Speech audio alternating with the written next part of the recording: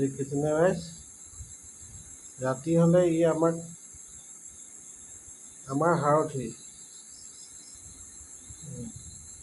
আমি তাৰ সাৰথি ই আমাৰ সাৰথি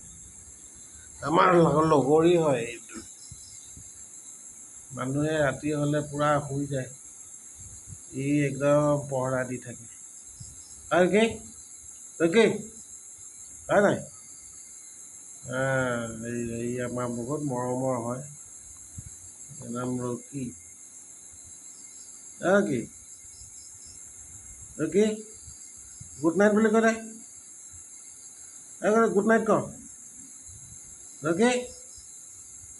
ৰকি গুড নাইট নকয় বেচে অকণমান ভাগৰ লাগিছে শুইছে মানুহজনী ক'লৈ গ'ল মানুহজনী এই মানুহজনী বেলেগ জেগাত আছে শুই থাক গুড নাইট